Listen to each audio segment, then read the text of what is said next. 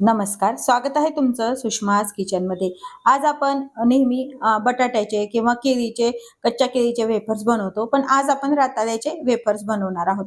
रताळ्यापासून आपण रताळ्याचे गोड काप किंवा रताळ्याचा खीस, रताळ्याची उसळ बनवतो, पण आज आपण रताळ्याचे कुरकुरीत असे वेफर्स बनवणार आहोत। हे वेफर्स तुम्ही तयार करून एअरटाइट कंटेनर मध्ये जर ठेवले तर छान 15 ते 3 आठवडे पण असेच कुरकुरीत राहतात।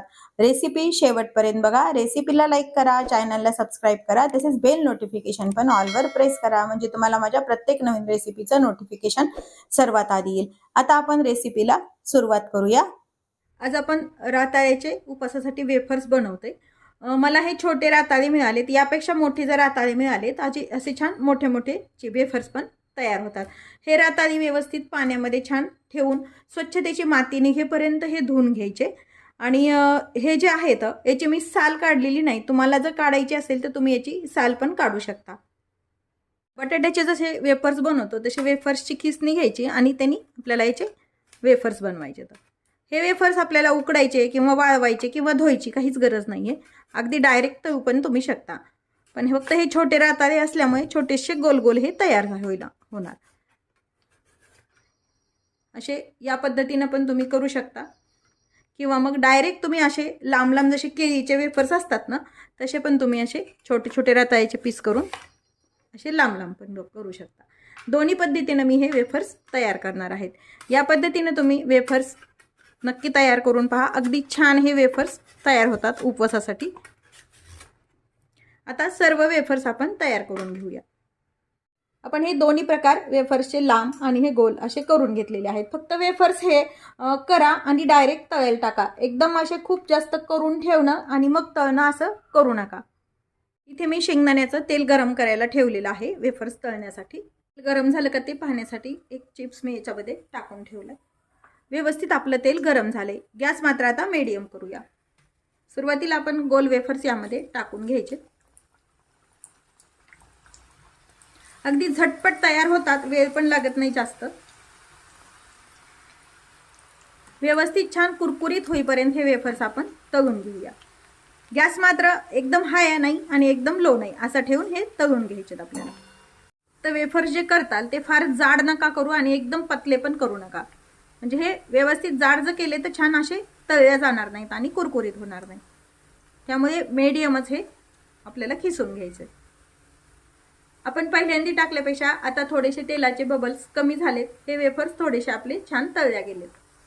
आता हे वेफर्स पाहू शकता तुम्ही, तेलाचे बुडबुडे अगदी कमी झाले, तर हे व्यवस्थित छान तळल्या गेलेत। आता हे याचं सर्व तेल आपण निथळून काढूया।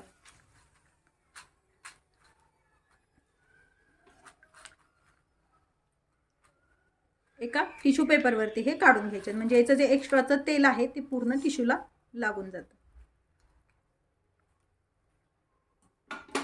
आता आपण हे जे लांब केलेले वेफर्स आहेत ते पण टाकून तळून घेऊया। त्याच पद्धतीने हे पण वेफर्स आपल्याला तळायचे आहेत, जसे आपण आधी तळले ना गोल, त्याच पद्धतीने।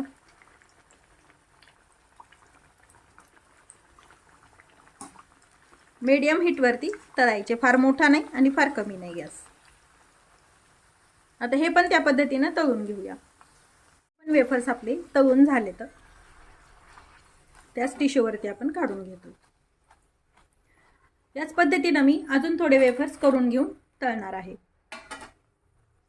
फक्त काही काळजी घ्यायची, तेल व्यवस्थित गरम झालेलं पाहिजे। जर तेल कमी गरम असेल तर वेफर्स हे तेलकट होतात, आणि तेल छान गरम झाल्यानंतर वेफर्स यामध्ये टाकल्यानंतर गॅस मीडियम ठेवूनच मग हे वेफर्स तळायचे। तर वेफर्स आपण सर्व तळून घेतलेत, अगदी कुरकुरीत हे वेफर्स तयार झालेले आहेत। आता यावरती तुम्हाला जर आवश्यक असेल तर एक मसाला टाकूया। इथे मी उपवासाचं मीठ आणि थोडंसं लाल तिखट एकत्र मिक्स केलेलं आहे, आणि यावरती टाकून हे असं मिक्स करून घ्यायचं, म्हणजे थोडीशी मिठाची वगैरे याला टेस्ट लागते। हवं तसं तुम्ही हा मसाला यावरती वापरायचा।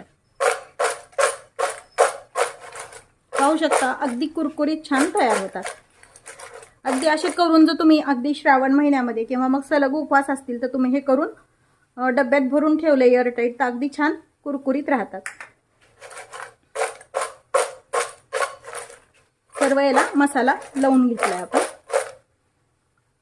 आपले पाहू शकता अगदी कुरकुरीत दोन्ही पण वेफर्स हे तयार आहेत। लांब वेफर्स पण अगदी कुरकुरीत झालेले आहेत आणि हे छोटे पण। रेसिपी नक्की करून पहा। रेसिपीला लाईक करा, चॅनलला सबस्क्राईब करा, तसंच बेल नोटिफिकेशन पण ऑलवर प्रेस करा, म्हणजे तुम्हाला माझ्या प्रत्येक नवीन रेसिपीचं नोटिफिकेशन सर्वात आधी येईल। अशाच नवीन रेसिपीसोबत पुन्हा भेटूया। तोपर्यंत बाय बाय। व्हिडिओ पाहिल्याबद्दल खूप धन्यवाद।